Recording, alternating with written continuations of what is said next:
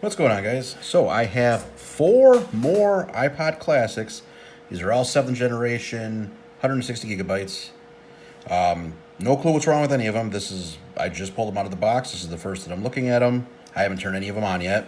From what the owner tells me, he wants batteries replaced in all of them and doesn't know what else is wrong. They did write a X on here on these two. I'm not sure if that means that these are getting the red X. So you know what? We'll start with this one. Okay. Well, that one fires right up. No music on it, so let me plug it into iTunes real quick, restore it. Actually, before we do that, let's check and see how the hard drive is.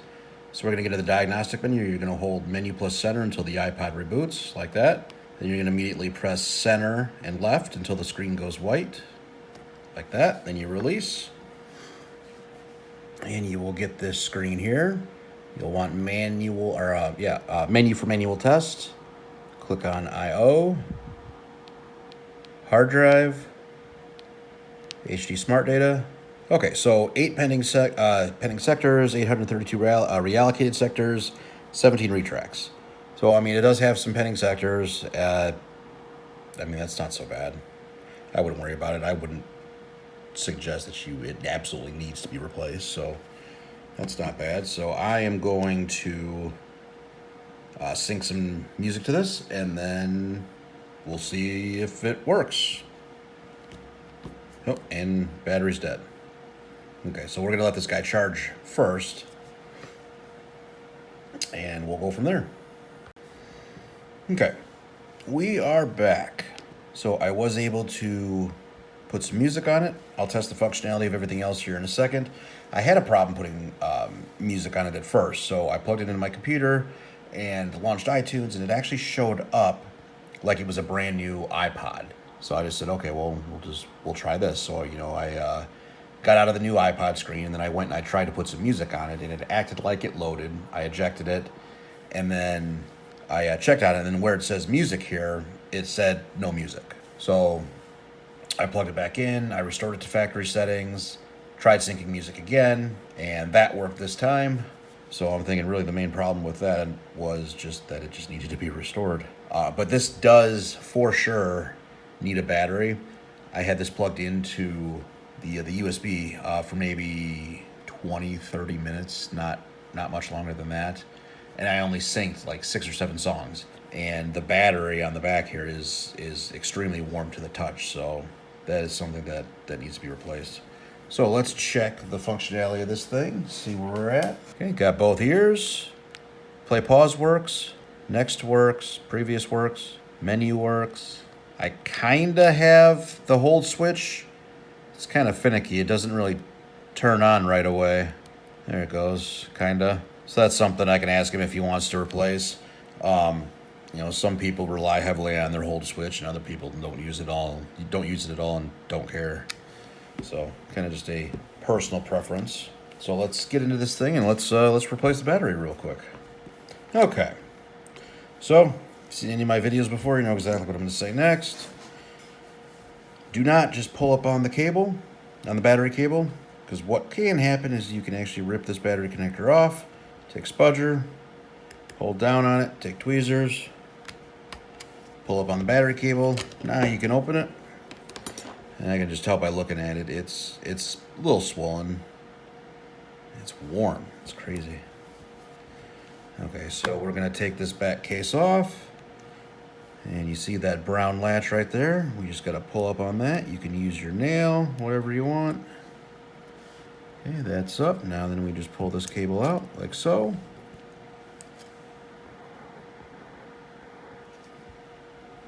We'll set that aside.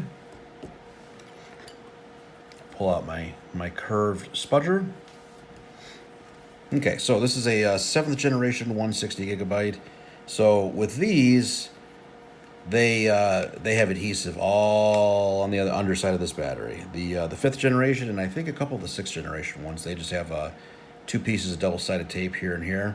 But with this model, with the adhesive being on pretty much the entire back side of the battery, that means that it actually gets stuck to this hold switch cable right here.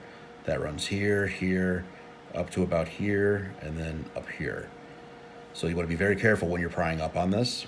You don't want to just shove the spudger in there and ram it home, because what's going to happen is you're going to tear this hold switch cable right here. So here we go. And just get under there, work it up gently, just a little bit at a time. And then once you get it high enough, you can come back with your spudger and then just kind of work the hold switch cable off the bottom side of the battery.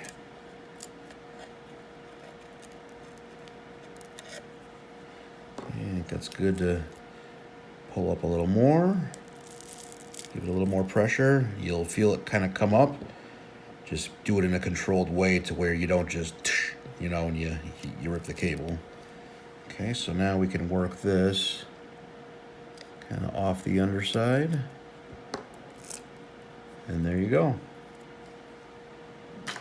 Grab another battery real quick.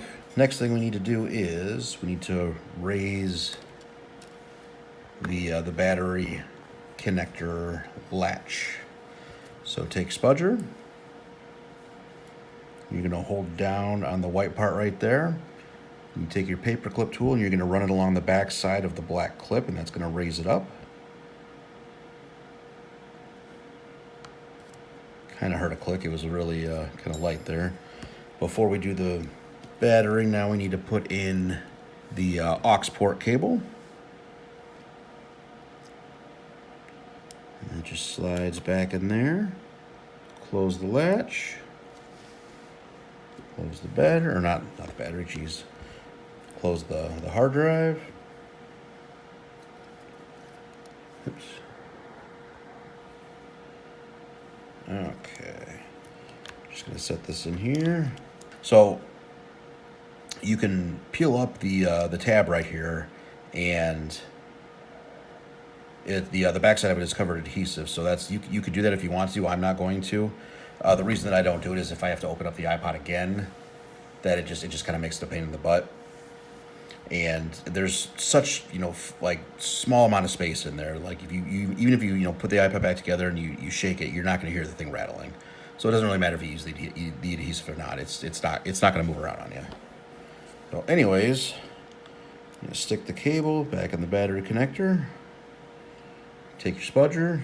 And you're going to press down on the clip. Okay. Let's see what we got. Okay, we're back up. So the battery indicator is about halfway. It's not focusing for some reason. So what we're going to do is you always want to test and make sure the battery actually can charge. Sometimes you do get DOA, dead on arrival electronics. It happens. I actually just had one a couple days ago. Somebody sent an iPod in, and they accused a different iPod repair person or electronics repair person. They accused them of actually not doing the work. They had them replace a battery, and they said, I don't even think they did anything because the iPod didn't work afterwards. Well, come to find out, I opened it up, did some testing, and the motherboard actually was not providing charge to the battery. So the people replaced the battery, and they didn't test it. They just threw another battery in, closed it up, and said, here you go, sent them on our way. Everything else about the iPod worked. It powered on that way. It worked, I believe, like in a CarPlay situation. It just, whatever the pin that goes with the battery just was not, had an issue. And if they actually would have taken the time to test it, they would have found out that, one of two things was wrong. That either the battery itself was bad and not charging up, or there was another problem with the iPod. They didn't find that out. They just sent it back out to the customer. The customer wasn't happy. The customer contacted me. I figured it out. Told them, hey, it's the board, not the battery. And ultimately, they ended up not wanting to put any more money into it because he said he actually spent a lot of money having the other guy replace the battery. So I can't help with that. But sorry, rambling. Long story short, or really just plain long story, the reason why is because of that reason right there. You always want to test what you send out, make sure everything's working. So we're gonna let that charge up, and I think we'll call that the end of the video, because I mean, you guys don't need me to sit here and tell you if it charged or not. Not really a big deal. So all right, you guys, thanks for watching. Like, subscribe, all that good stuff. We'll catch you later. Bye.